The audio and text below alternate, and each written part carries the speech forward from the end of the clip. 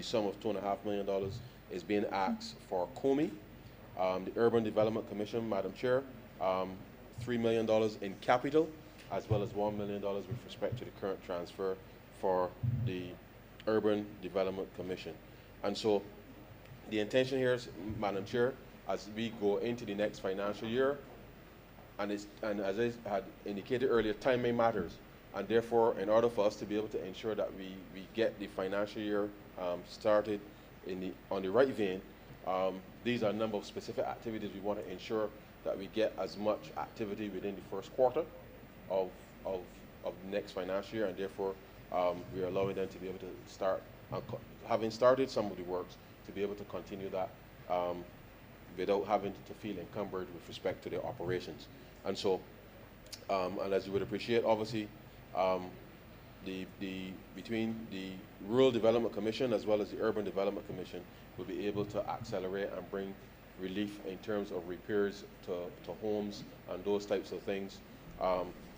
In addition to whatever funds they will get in the next financial year, we'll be able to augment and to get as much work done early in the financial year as possible, so that we create as much activity as possible in terms of getting the economy going. And so, Madam Chair, I beg to move that head 13 stand part. Honorable Leader of the Opposition. Just a small query, ma'am. Program 166, Program 631, with reference to capital works.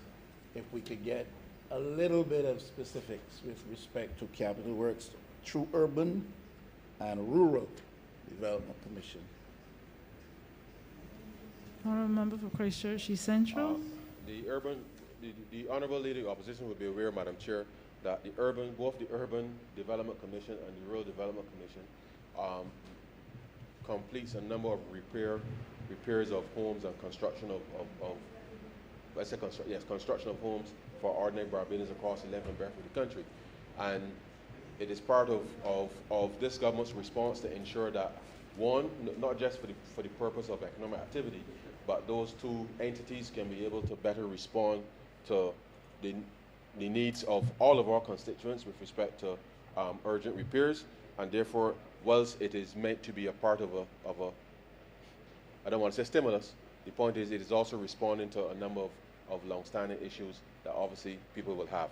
And whilst we would love to give more money, the reality is that we've determined that at this particular point in time, we want to ensure that those two entities can do as much work, certainly within the next 6 months, to be able to respond to a number of persons with respect to the capital works in relation to both urban and rural. Honorable Leader of the Opposition. I'm not questioning the amounts of money.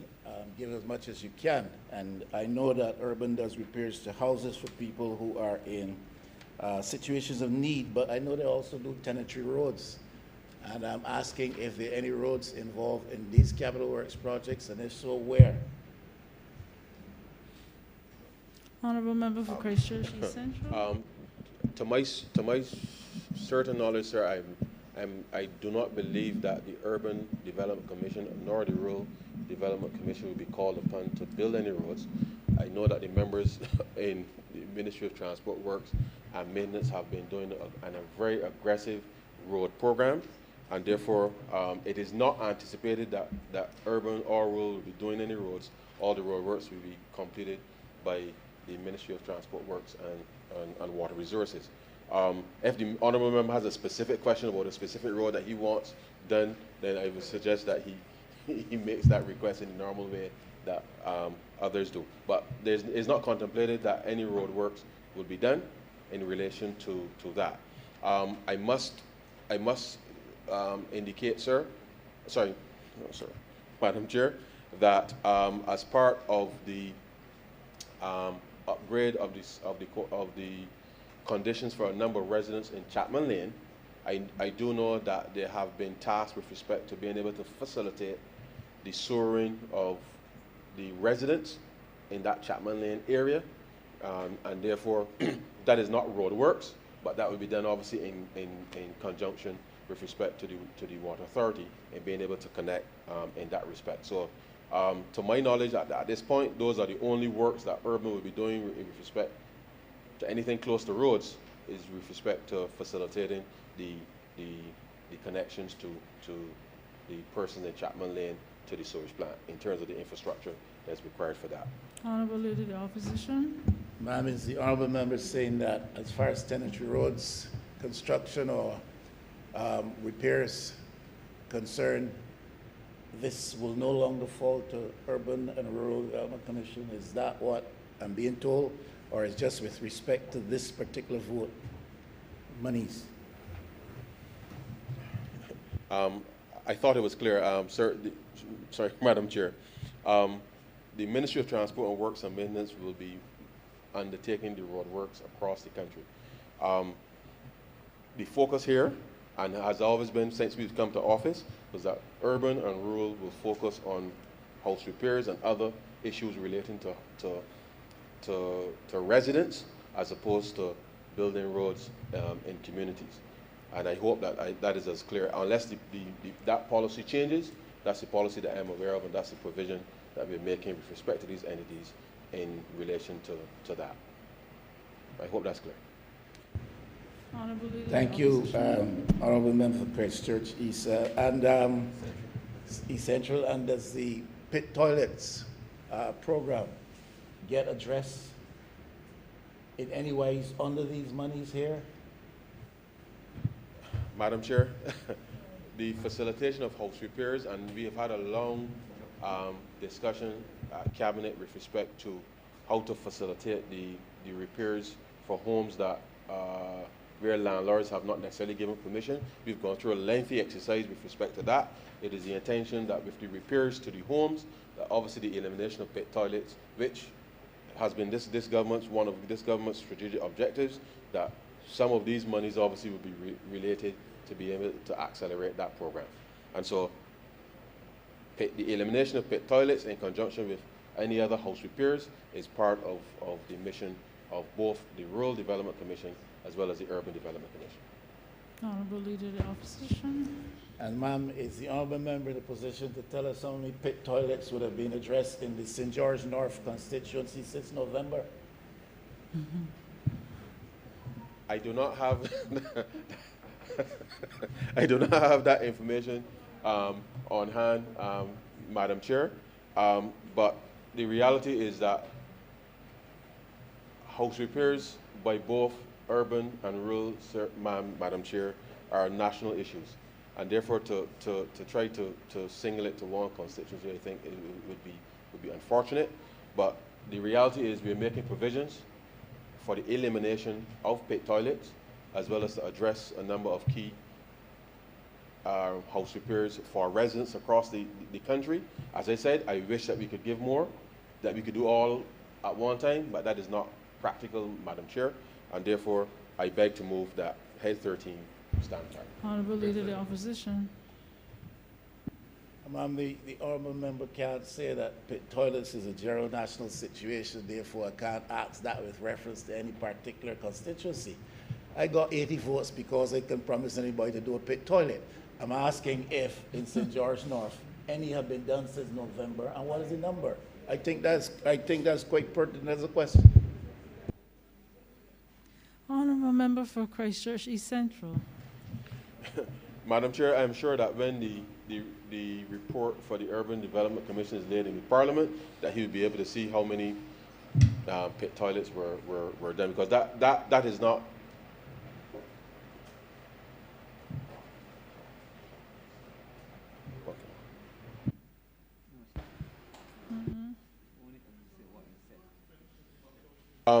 I don't have that information at hand, but I'm sure that the honourable member for St. George North may be able to elucidate. Thanks, Madam Chair.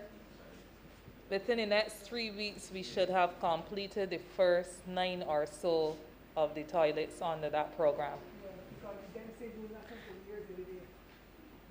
Program was only suspended because of the recent COVID pause that we had. Otherwise, it should have been completed during February. Thank you. With that, question is that Head 13 stand part. All honourable members in favour, please say aye. All those against, please say nay. Methinks the ayes have it. Head 27, Ministry of Tourism and International Transport, in the amount of $18,527,238. Honorable member for Christchurch Central. Sorry, Madam Chair. Sorry. Yes, Head 27, Madam Chair, comprises a few things which are critically important. Now, as you would be aware, one of the reforms that we put in place early on related to the introduction of the name escapes me now, my apologies, but the point is, Madam Chair, you would recall that we increased the what was regarded as the departure tax formally for international travel when we came into office, and used those monies to be able to finance the BTMI with respect to their operations to market the country. Of course, with no travel and those monies which are normally collected through IATA, normally paid then to Grant Adams, who would then transmit to BTMI. With the onset of the pandemic, clearly it has meant that BTMI's finances are clearly not where they should be, given the significant reduction, more than 90% of travel in the last year. And therefore, whilst Barbados still needs to ensure that it has a presence in the market with respect to being able to ensure that we can, once travel resumes, that we are in a position obviously to take advantage of that. And therefore, we're making allowance for $15 million to go to the BTMI, so that over the course of the next few months that we can ensure that we are in the market to, so that once travel resumes, that Barbados is in a position to obviously to bring back as many visitors as possible with respect to promotion, because you would appreciate that it is going to be a very competitive market with respect to travel, we anticipate, and therefore we want to ensure that we're in the best place to be able to do that.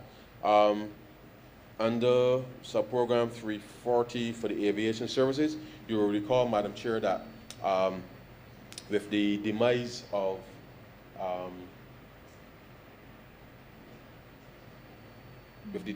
LIAT, and I'm being very guarded, with the circumstances surrounding LIAT, I should say, Madam Chair, we have had to intervene in the market to ensure that there is sufficient travel within the context of the Southern Caribbean, and Barbados Aircraft and Aviation Services Company, Madam Chair, which you will see that there was a previous supplementary for $600,002, that we now have to ensure that obviously the operations of that entity, given the fact that we've had a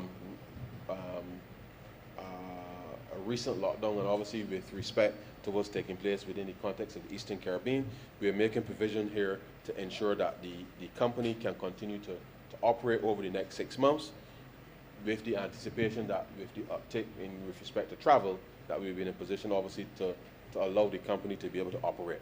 And so once the company was formed, obviously in the midst of being able to respond to reduce travel, this is now just to ensure that we can keep services coming in and out of Barbados for the Eastern Caribbean, and to ensure that Barbadians or persons wanting to travel to Barbados would be able to do so. The other sum of money, Madam Chair, relates to where is it? Sorry.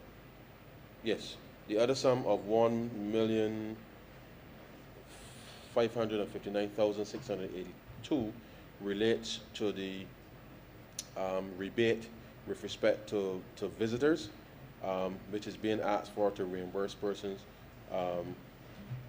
and Barbadian nationals who, obviously because of the issues surrounding the testing earlier in the year, that we give a refund with respect to both visitors and Barbadian nationals who were impacted in terms of the receipt of their COVID results. And so those sums are being asked with respect to being able to do that. That will go to BTMI as well, Madam Chair, to be able to effect those payments to individuals. And so, Madam Chair, I beg to move that Head 27 stand part. Honorable Leader of the Opposition. Ma'am, the Minister of Finance is saying to us, the Minister in the Ministry of Finance is saying to us that we need about $2 million to facilitate inter-Caribbean airways in the absence of high numbers in commuting traffic across the region. I wonder if the Minister is in a position to say anything to us about the Barbadian LIAT workers who are in distress for the past year. I raised that matter in the debate, and the estimates was after the Prime Minister has spoken. The Minister in the Ministry of Finance in the debate made no reference to that. What is in the offering by the Barbados government to help the plight of LIAT workers, not only pilots, but people on the ground here who work with LIAT?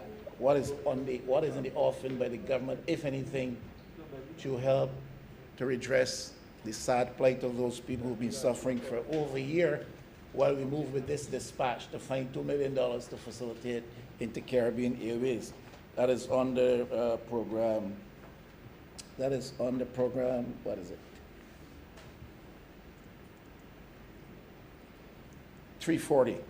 And on the program 40, subprogram 760, the monies which will go to form part of a rebate for those who had unfortunately been left a bit stranded here because government was unable to honor its commitment to provide them with testing results, therefore inconveniencing them and causing them to incur costs.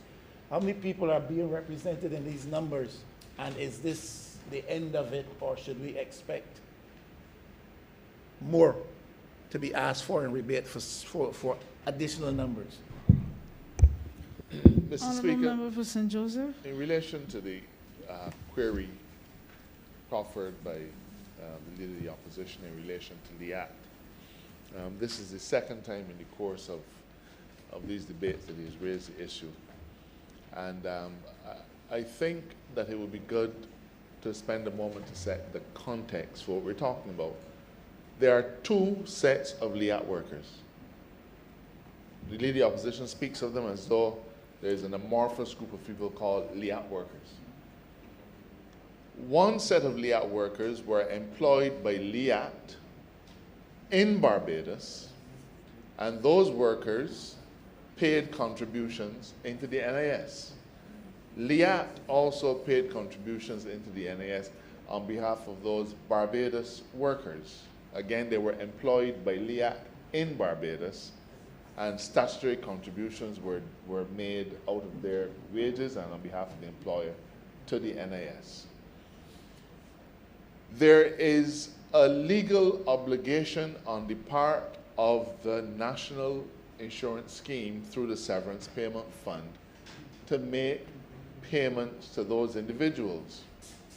What is little known, though, is that the management of LIAT under administration has refused to cooperate with those employees, again, the Barbados-based employees who paid in. So money came out of their paycheck every month, and they're entitled to get it back. But the LIAT administrators refused to cooperate to stop them from getting back their money. The second set of LIAT workers, Madam Chair, are those LIAT workers, largely pilots and some flight attendants, who were employed in Antigua, who paid taxes in Antigua, who paid into the NIS fund of the government of Antigua and Barbuda. Okay? When LIAT essentially collapsed, the claim that they may live here, but they were employed in Antigua. So their claim is against the Antiguan Severance Payment Fund. The government of Barbados is under no obligation whatsoever to make any payment to them. None. They opted for the benefit of paying of being employed in Antigua, earning hefty salaries in Antigua, paying into they had all the benefits of living and working there. As a caring government, and some of them are not Bajans either, so don't fool your foot. Some are non-Bajans who happen to be living in Barbados. This caring government decided that we would leave no one to the wolves. And as far back as I think July or August last year, we gave every single one of those employees, whether they paid in here or paid in Antigua, we gave everyone a payment.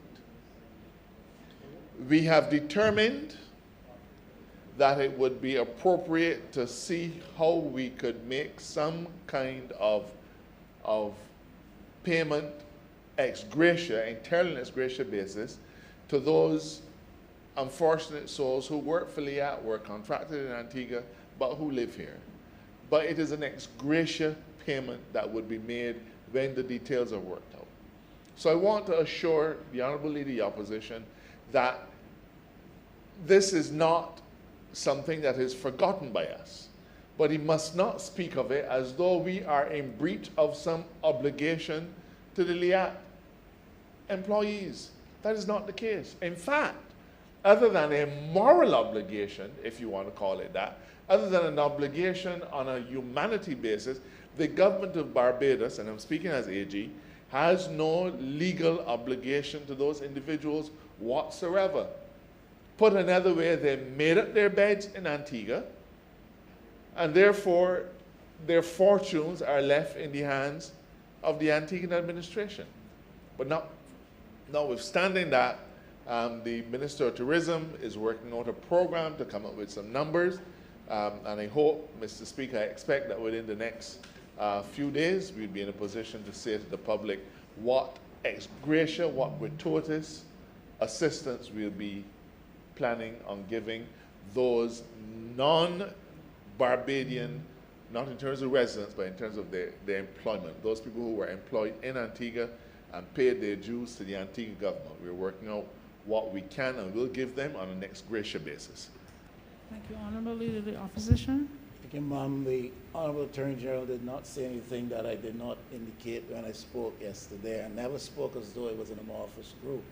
In fact, I did say there were 24 or so who were distinctly representing a different situation from the vast majority of the group. Now, listen, we have just are in the process of voting for some money to pay back some people who've come from farther afield and who stayed with us for a while, and because they were inconvenienced and had issues with their flights, we feel obligated to help them out, and we want to vote money for them.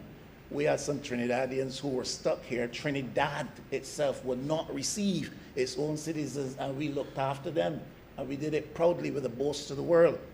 And I'm not saying the Barbados government has any legal responsibility to these people. They are Barbadians, and that's where it starts. You want to tell me because Barbadians find themselves in a fix, which to some extent is of their own making, but also on the prior arrangements between governments in the Caribbean, caused people, some of whom paid NIS in Antigua. You're saying to me they're Barbadians, you have no obligation to them to try to address this issue. That is what I am hearing, ma'am. I'm saying, Mr. Speaker, sorry, Madam Chairman, that notwithstanding the absence of a legal obligation to do so, the government of Barbados intends to make an ex gratia payment to those employees of LIAT in Antigua. I am saying that to you. The details of those payments are currently being worked out through the Ministry of Tourism. Question is that head 20, sorry, Honorable Member for Christchurch East Central. No, I want to, before I ask for the head to stand part, I wanted to specifically respond to let the Honorable Member be aware that as late as December last year, every former LIAT employee received a payment of $2,400 in December, and therefore we have already started to facilitate some kind of payment to them. The reality of it is, I think the Attorney General has made it quite clear that the issue here is what is the quantum, given that there are persons for whom the government have had to, through our own severance fund, make payments to because of the circumstances of COVID, but those persons who work and reside in Barbados and clearly would have contributed to the National Insurance Fund. Obviously, the relativity is important, and therefore those are the details to which he refers, but we have given a commitment that we will make some redress with respect to the matter, but it is purely on the basis of the fact that there has to be some level of parity with respect to the process. The other member also asked how many persons, to date we have, how many persons the rebate will refer to. To date, there's been 498 applications to the Ministry of Tourism with respect to the rebate process, and therefore those are across the classes of hotels in the country, and therefore the provision is being made with respect to being able to honor that. So, Madam Chair, I beg to move then that head 27 stand par. Question is that head 27 stand par. All honorable members in favor, please say aye. All those against, please say nay. Methinks the ayes have it. Head 33, Ministry of Home Affairs, Information and Public Affairs, in the amount of $5 million. Honorable member for Christchurch East.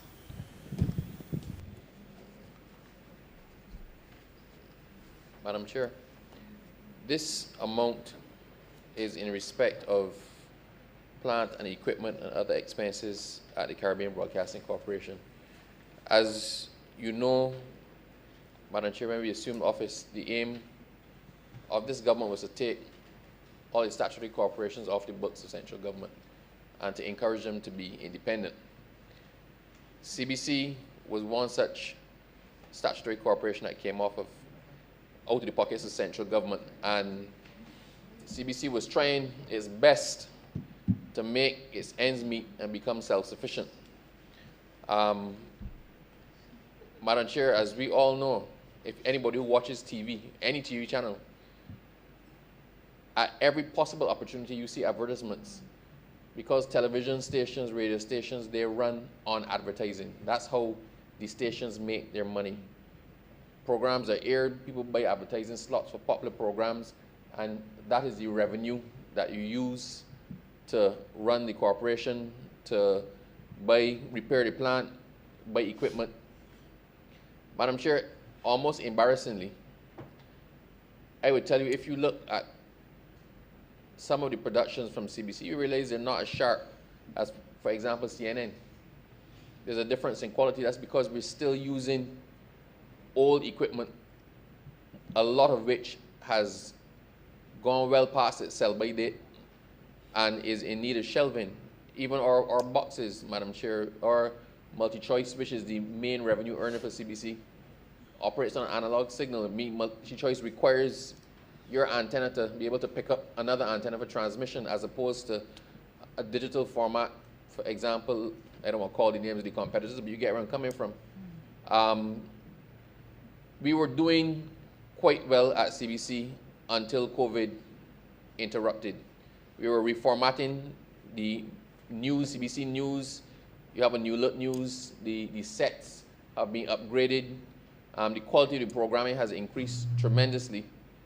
But quite frankly, at this point in time, there is no money coming in. For the last maybe 9 months, Madam Chair, since COVID interrupted businesses in Barbados, and definitely since we had a shutdown in Barbados, the pause in Barbados, the businesses that would normally be buying advertising slots are not operating. So there are no slots being sold and there are no slots being bought. So CBC has been limping along. We had a situation, Madam Chair, where we just managed with the cooperation of the union to avert industrial action at CBC based on the fact that The ACs weren't working. The place needed to be industrially clean. The equipment was breaking down. It's not a happy place to work. We have great plans for CBC, but in the interim, the bills need to be paid, the ACs need to be fixed, the place needs to be industrially clean, a lot of repairs need to be done, the parts of the roof that are dropping in. I don't want to paint too horrible a picture, but it's a dire situation, and there is no money coming in. So with the requisite amount of shame, Madam Chair, I had to go cap in hand to the Minister of Finance and say, help me out. Because quite frankly, we can't afford for our television station to get to the point where it closes down. CBC has other expenses as well that we're trying hard to resolve. Like everybody else, we're keeping our fingers crossed that the period of national pause will soon be coming to an end and normal commerce and business can resume and we can start to get back with the advertising revenue. We've had some recent successes that shows what initiative in straitened circumstances can accomplish. And Madam Chair, I look forward to the new dawn of CBC because I believe that with a restructured format, with a lot of the new talent that is there, with new technology, we can accomplish many great things. But at this point in time, we have a hole. We have a hole that we have no way of filling, and we had to approach the Ministry of Finance to ask for a bailout. And the amount of $5 million, Madam Chair, is to allow us to do some much needed repairs, to replace some equipment that is completely gone through that they no longer even make parts for, and to allow us to limp along a little bit more, Madam Chair, until we can put ourselves in a position where we can stand on our own 2 feet and generate some revenue. So with that explanation, Madam Chair, I ask that the head do stand par in the amount of $5 million. Honorable Leader of the Opposition. Just a couple of questions. Ma'am, we know that government has established or is in the process of establishing a public affairs unit. Is there to be an immediate relationship between the public affairs unit of the government and the Caribbean Broadcasting Corporation? 1. 2, is there a plan for, in the immediate future, there to be layoffs of staff at the CBC? There is a growing level of trepidation among some members of staff that there may be some layoffs on the horizon. If that is the case, I certainly would like to hear the minister speak to that. Even if it is not the case, I would like to hear him speak to that. I am sure that it is not the honorable member for Christchurch East, as Minister of Information, who would have given any directive to CBC that its reporting of political news in Barbados is to be colored or biased in the favor of government. We have had the annual exercise of estimates debate here in this parliament this week, and I have had people complaining to me about the kind of coverage that CBC has been given, which represents a clear bias. Now, the leader of the opposition, in the minds of some up at CBC or elsewhere, may not have anything of substance to say. But ma'am, you have spoken in these debates, ma'am, and I think that you have said things of significance. No coverage of that on CBC. I have heard the honourable member St. Michael East speak in very strong terms in the estimates debate. No coverage on CBC. I have heard the member for St. Andrew speak in very robust terms. No coverage on CBC because all of those submissions were not necessarily favorable to government. But every time CBC brings news from the Parliament of Barbados, and it's not only now, but I'm speaking with respect to these estimates, it is the voice of the government which is heard in multiple forms. You hear that voice given the side of the government, but other people are not allowed to speak. When, out of a sense of compulsion, they do feel it necessary to give a moment to the leader of the opposition, it is not an image of the leader of the opposition standing in this parliament and speaking like anybody else. It is a file photo, as though they had no access to this place, and those things represent a clear bias. I do not know, with 29-1, why we should think that that type of thing is necessary. I am sure that the honorable gentleman here next to me, on my left, has not so instructed CBC to conduct itself. I'm wondering if anybody has and who has. And if instruction and directives have not been given, who in CBC feel that there's such a McGuffey that they can do those things? Anybody who is honest can see these things. They're real. Honourable Member for Christchurch East. Madam Chair, I will attempt to answer in the order. With relation to public affairs, Madam Chair, there's no direct nexus between CBC and public affairs. Public affairs will be housed in CBC. There was a proposal by Housing for Public Affairs to be housed Manor Lodge, I think. But quite frankly, Madam Chair, it makes more sense, it falling all under my ministry, that if Housing has to pay rent for somewhere to put public affairs, that they might as well pay rent to CBC and help us to ease our cash flow problem.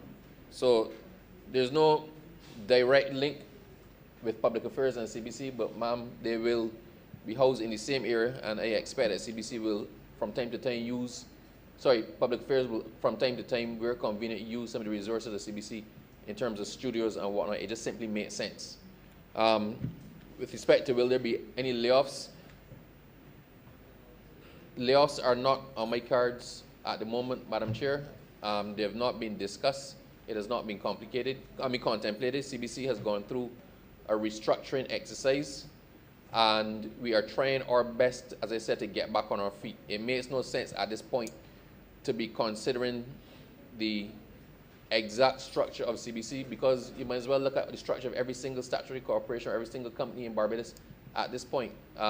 We aim to get back on our feet, to resume normal programming, to try to get our business model back up and running. We're also looking at other initiatives to grow and develop the capacity of CBC and the services that it uses. So it may not end up simply being a television station. It may provide other services that are digitally related or that make sense to emanate from a company such as CBC. So there are a lot of exciting things that we're looking at as we try to grow the business and make the company self-sufficient. So I can tell the Honourable Leader of Opposition that at this point in time, I've had no discussions with respect to layoffs at CBC. But CBC is a business, like every other business, Madam Chair, and I can't rule out anything, but that is not on my horizon at the moment. With respect to the bias reporting in the estimates, I am unaware of that, Madam Chair. The Honourable Leader of Opposition said that his voice was heard a lot less, Madam Chair, but realistically with 29 to 1, you tend to hear the 29 a lot more than you hear the cumulative effect of the 1. However, I do take his point, Madam Chair, and I understand the complaint and the concern with respect to the file photo, and I will actually investigate that and get back to the Honourable Leader of the Opposition, because quite frankly, CBC is a national television station, and if the Honourable Leader of the Opposition speaks, then he should be accorded the same courtesy as to any other member with respect to the presentation of his points. So where his points are newsworthy, Madam Chair, they'll be carried. And if they're newsworthy enough to be carried, then it must be an explanation if a file photo was put up. And I undertake to the Honourable Leader of the Opposition that I will investigate that and come back to him personally with an explanation. And if there is no sufficient explanation, then with the appropriate apology. Thank you. With that, question is that head 33, stand par. All honourable members in favour, please say aye. Aye. All those against, please say nay. Methinks the ayes have it. Head 34, Ministry of Finance, Economic Affairs and Investment, in the amount of $500,000. Honourable member for Christchurch East Central. Yes, Madam Chair. This will be very brief. This is to facilitate some capital expenditures at the Revenue Authority. As you know, they're still in the process of upgrading not just the software systems, but certainly some of the key infrastructure. And therefore, this $500,000 is to help facilitate that process at the Revenue Authority. And so, Madam Chair, I beg to move that head 34 stand part. question is that head 34 stand for. All honorable members in favor, please say aye. Aye. All those against, please say nay. Methinks the ayes have it. Head 35, Ministry of People Empowerment and Elder Affairs, in the amount of $10,696,578. Honorable member for Christchurch East Central. Yes, Madam Chair. Again, as you are well aware, the government undertook during the national pause because of the severity of the shutdown to provide a range of care packages for the citizens of this country. And therefore, the monies being asked for here has already been expended through the coordination with the Ministry of People Empowerment, the Government Procurement Department of $8,696,578 is with respect to the provision of that exercise that was executed by the Barbados Defense Force. Of course, Madam Chair, this exercise is one of those things that certainly highlighted why it's important for Barbadians to cooperate, certainly with authorities. It is critical that we appreciate as well that these expenditures was unforeseen, that it is part of government's response in order to ensure that persons, along with the small business relief that we did, that this really was intended to ensure that most Barbadians were able to see themselves through that particular period of time in order to get through and support their families. The other bit of money, Madam Chair, is to also facilitate the continuation of the program to be executed from the National Assistance Board of $2 million in terms of the elderly care program, and therefore these monies are to augment what we voted previously in order to ensure that you can go through the remainder of this year in order to be able to execute that program. And so these two specific initiatives, Madam Chair, is part of government's COVID-19 response in terms of, on the one hand, ensuring that persons the elderly in our community who are the most vulnerable can be attended to. And then the other substantive program was the delivery of in excess of 60,000 care packages to homes for families, across the length and breadth of this country. And so, Madam Chair, I beg to move that head 35 stand for. Question is that head 35 stand for. All honorable members in favor, please say aye. All those against, please say nay. Methinks the ayes have it.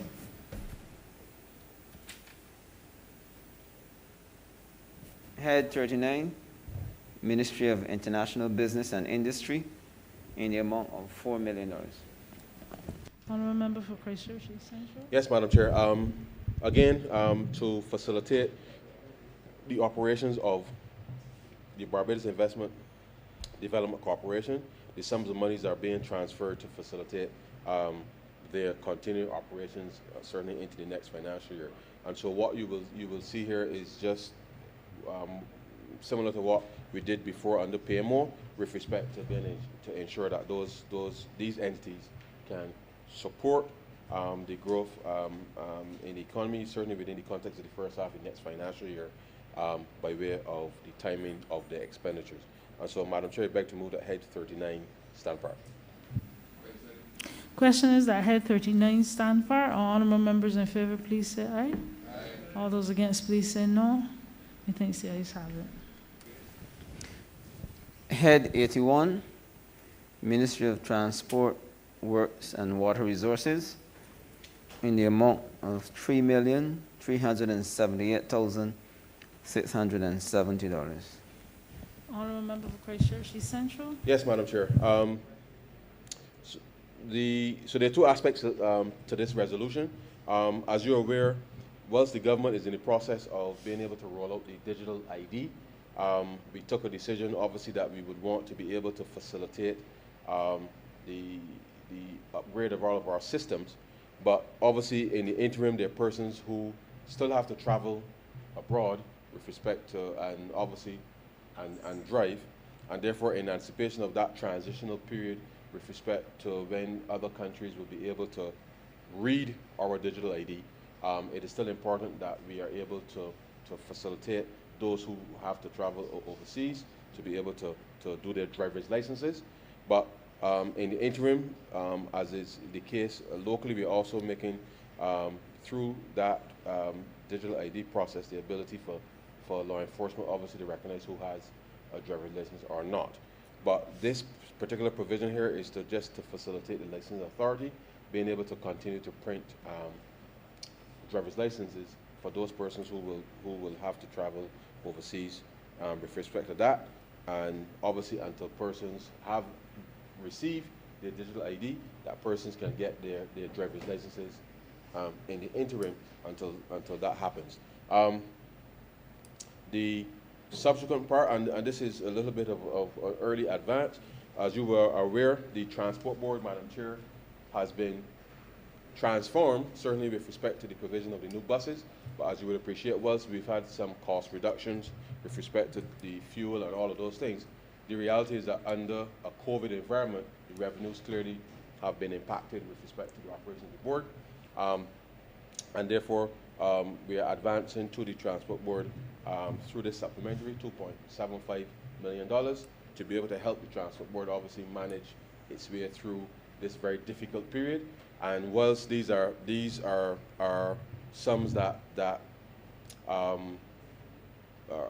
important, obviously as we get back to normality, then we would expect that with ridership and the economy back to some level of normality, that the Transport Board, just like every other entity, certainly in the context of the economy, will be able to start to see some level of normality resume, especially as it relates to the finances. And so, Madam Chair, both sums, sorry, I beg to move that head 81 in the sum of $3,378,670 stamp part. Question is, Honourable Member for Christchurch East. Madam Chair, simply because it's convenient at this time, before we lose the context, to just very, very briefly allay the fears of the Honourable Leader of the Opposition with respect to his concerns about CBC under the last head. Head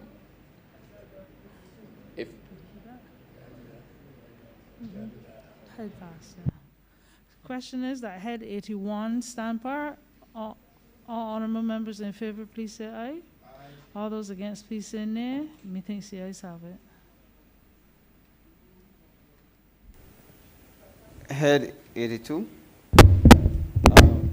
Hold on, please. Head 82, Ministry of the Environment and National Beautification, in the amount of $8,220,000. Honourable Member for Christchurch West Central. Madam Chair, just want to say that the $6 million is required to facilitate the payment of 100,000 rollout carts for the sanitation, 80 cart lifters, 75 handheld computers, and 40 truck radio frequency identification units, and that obviously is to augment the efforts of the sanitation as we seek to help with the physiological integrity of the workers, and certainly as it relates to the workers' conditions, and to support, of course, the fact that we have to look at the protecting our workers in the current environment in terms of lifting those heavy cars. The second sum is the $2,220,000, which is to facilitate the procurement of climate control containers to help with the Ministry of Agriculture and Food Security as it relates to the medicinal cannabis industry, in order to be able to augment that industry and to ensure that there is proper germplasm and all the other scientific facilities to ensure that this industry is properly rolled out. So, Madam Chair, that is what, and to help out, of course, with the civil works associated with our National Botanical Project, and that speaks specifically to ensuring that we are able to have the the infrastructure works, the utilities, and the road works for that, for the botanical garden. Please So move I ahead. I Go beg ahead. to move that head 82 stand par. Question is that head 82 stand part. All honorable members in favor, please say aye. All those against, please say nay. Methinks the ayes have it. Head 83, Ministry of Agriculture and Food Security, in the amount of $3,041,267. Honorable member for St. Philip South. Thank you, Madam Chair. This amount of $3,041,267 is to help stimulate increased crop production. I would have spoken today about the CARE project, which is the Community Agriculture Response and Enfranchisement Program, which is an expansion of the feed program. This allows for us to now give support to farmers and communities, persons on the blocks, small plots of land, backyard farming, and of course to increase land to be available to farmers at Constant, Wakefield and St. John, Bath Plantation, and also to restore the chimney at Bath and create a vending area to make Bath site a tourist attraction. So, Madam Chair, I beg to move that head 83 stand part. Question is that head 83 stand part. All honorable members in favor, please say aye. All those against, please say nay. Methinks the ayes have it.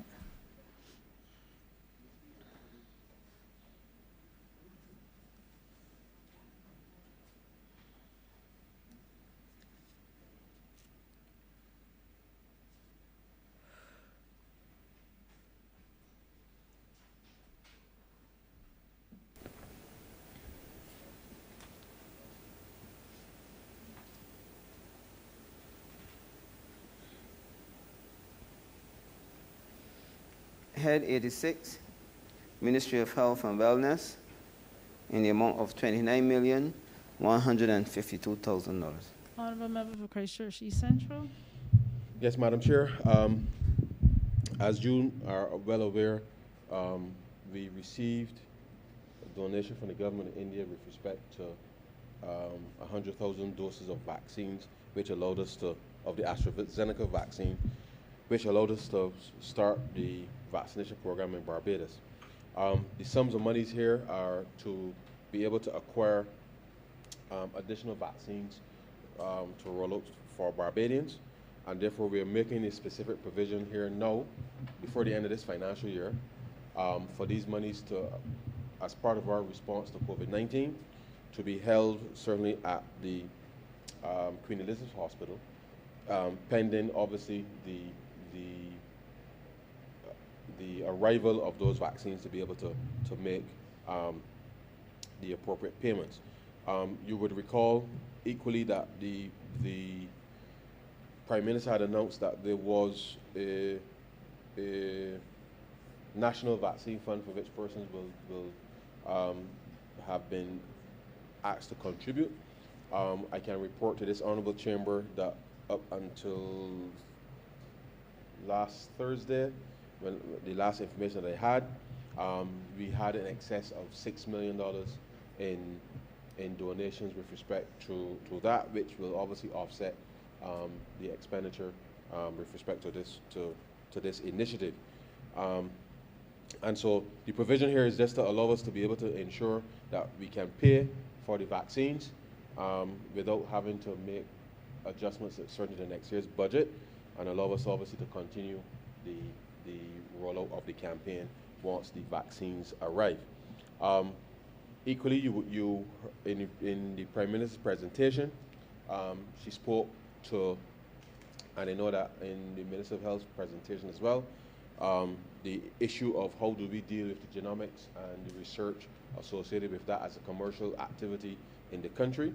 $4 million is being set aside to for the company Barbados Living Laboratory, which will coordinate the response with respect to a lot of the commercial research associated with healthcare, which will pretty much reposition Barbados to be one of the very few places in the world where this type of biotechnology and genomic testing and health-related activities of a commercial basis can be executed, and therefore leveraging the long history with respect to the strong public health posture that Barbados has had, that we are now trying to ensure now that we make the appropriate provision to pivot and allow us to be able to use that as a commercial activity to be able to offer not just to Barbadians, but certainly to members across the hemisphere and across the globe. And so, and 830,000 is for supplies and materials as part of the COVID-19 response to be able to pay, sorry, excuse me, to be able to pay for those services. And so, Madam Chair, all in all, this particular request here is to first and foremost allow us to be able to achieve that level of herd immunity once the vaccines arrive, and to account obviously for the expenditures associated with this, and to be able to protect ordinary Barbadians. Of course, the intention is to ensure that vaccines are available pretty much on demand, and there are a range of different vaccines that would be appropriate here. Some, as you're aware, we are already seeking to get some from the African platform with respect to the COVAX facility, and there are a number of other commercial opportunities that we are seeking to ensure that we can purchase in order to ensure that we can get some level of normality back as soon as possible. And we hope that once these vaccines can arrive and we are hoping that we can get them as early as April, that we can continue with the vaccination program and achieve a level of herd immunity that would allow Barbadians to for the foreseeable future, at least to be able to move about the country a little freer, but obviously still conscious that, until we get to that specific level, that we still have to be mindful of the risk of transmission. And so, Madam Chair, I beg to move that Head 86 stand part. Question is that Head 86 stand part. All honourable members in favour, please say aye. All those against, please say nay. Methinks the ayes have it. Head 87, Ministry of Education, Technological and Vocational Training, in the amount of 200,000. Honourable member for St. Michael Southeast. Thank you, Madam Chair. This particular sum of $200,000 relates to the roof repairs at the Queen's College School. Some of you may recall that a few years ago, construction would have started on the pavilion at the time. It has not been completed, and it is perhaps one of the bugbears that we've had in the Ministry of Education, and certainly under this government, because we recognize that while some contributions would have been put in by the government of Barbados at the time, in addition to that, there was a charity to give back charity responsible for the school that also contributed as well large sums to be able to make the project possible. As a consequence, we've been able to finally resolve the issues there, but in relation to the contractual arrangements, but the pavilion remains incomplete and therefore unable for the students who attend the school to be able to fully utilize the facility. As such, this sum is therefore being allocated to allow the completion of the roof structure and certainly to be able to do other works that would be permissible to allow full operation of the premises. So therefore, Madam Chair, with those few words, I beg to move that Head 87 do now stand part. Question is that Head 87 stand part. All honourable members in favour, please say aye. All those against, please say nay. Methinks the ayes have it. Head 92, Ministry of Energy, Small Business and Entrepreneurship, in the amount of $1,488,025. Honourable member for St. James Central. Thank you very much, Madam Chair. Head 92, ma'am, speaks to the requirement for the ministry to facilitate payments to consultants contracted to assist the government of Barbados in its negotiations with the Barbados Light and Power Company Limited. As you will recall, ma'am, from approximately May of 2019, we have been engaged with the Barbados Light and Power with a view to the liberalization of the energy sector in Barbados and the democratization of that sector, so that there will no longer be just a monopoly structure but rather, as I've indicated to this House during the course of the estimates, there will be 3 sets of licenses. Historically, ma'am, the Light and Power had responsibility for the grid in its entirety. With the transformation of the energy sector, there will be a need for the government to assume responsibility to ensure the stability and the resilience of the grid, and the license, ma'am, which will ensure that we are able to move or dispatch the electricity from one point of the grid to another. That remains with the Light and Power. The traditional transmission and distribution of electricity, which is the use of the infrastructure that we see every day and drive past every day, much of which are the poles and lines overhead, and indeed some now being placed underground.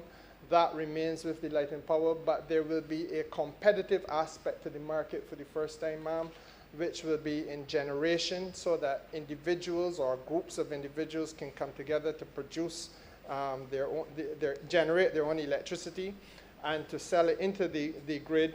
The Light and Power will be the sole purchaser, and equally, ma'am, there will be a license for storage, which is another competitive aspect of the process, because of the fact that we want every Barbadian again to be in a position, and also foreign investors to be in a position to store electricity and to be able to sell that also where necessary. Now, ma'am, the consultants obviously had to do a lot of work over the course of the last 16 months or so in creating this new market structure, helping us to fashion the rules which would govern the market structure, and the issues, ma'am, that they would have advised upon would have been with respect to each of those sets of licenses to which I just referred the House. And that, ma'am, explains in full the requirement for us to have this supplementary in the sum of $1,488,025. The consultants are not all foreign, some are also local. Some would have assisted us with regard to the financial and accounting aspects of the market structure creation, and others, ma'am, would have assisted us with the technical aspects of what is involved in the renewable energy sector and the transformation of that sector from the monopolistic structure it previously or currently is into what we are anticipating down the road. And beyond the technical, ma'am, also the legal, because as you would appreciate, there are substantial legal issues in creating a new market environment. I want to move, ma'am, that head 92 stand part. Question is that head 92 stand part. All honourable members in favour, please say aye. All those against, please say nay. Methinks the ayes have it. Head 93, Ministry of Housing, Lands and Maintenance, in the amount of $3 million. Honourable member for Christchurch West. Thank you very much, Madam Chair. This money is being voted so that we can continue our electrical upgrade program for the National Housing Corporation. You would be aware that in the past, the National Housing Corporation, a lot of the units which were built some many years ago, 30, 40 years ago, some of them, have had their electrical wiring has come old, and the systems are no longer appropriate, and it's caused house fires in some instances. In fact, when I think of house fires in National Housing Corporation units, I remember being a new MP in 2003. It was right about Kadooment time. In fact, it was Kadooment time, because a mother had dropped off 2 of her children and left them at a unit for a friend to take care of, and had gone to jump for their morning. And there was a fire, and those two children were lost, together with the other 3 occupants of the house. And one of them actually lived 4 days before she then eventually died. This happened in Pleasant Hall in St. Matthias. And I remember that very, very well. Pinky was her name. So this electrical upgrade program, I know it's also very dear to the member for St. James South, who has really carried the banner on making sure that we do this electrical upgrade program together with the government. And I am very happy to report that so far we have completed 320 and we have 520 in progress. We're now prepping for Gall Hill for 148, Wharton 140, Eden Lodge 365 for commencement from mid-April. And in addition, we're looking to complete as well Deacons, Ferniehurst, and Rosemont. So that's what this $3 million is for. I think it is money very, very well spent to help to prevent house fires and possibly to save lives. Madam Chair, I'd beg to move to Head 93, stand part. The question is that Head 93 stand part. All honourable members in favour, please say aye. All those against, please say nay. Methinks the ayes have it. Please. Report. Minister. Honourable member for Christchurch East Central. Madam Chair, I beg to move that you do not report to His Honour the Speaker the passing of one money resolution in committee. The question is that I do not report to His Honour the Speaker the passing of one money resolution in committee. All honourable members in favour, please say aye. All those against, please say nay. Methinks the ayes have it.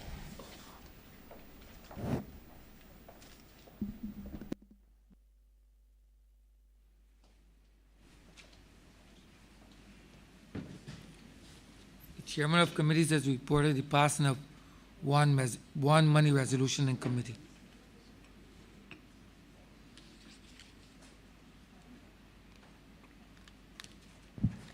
Mr. Speaker, I beg to move that this resolution be read the first time. The question is that this resolution be read the first time. All those honourable members in favour, please say aye. Those against, please say no. Me think the ayes have it. Mr. Speaker, I beg to move that this resolution be read the second time. The question is that this resolution be read the second time. All those honourable members in favour, please say aye. Those against, please say no. Me think the ayes have it. Mr. Speaker, I beg to move that this resolution be now agreed to. The question is that this resolution be now agreed to. All those honourable members in favour, please say aye. Those against, please say no. Me think the ayes have it. This resolution now stands passed.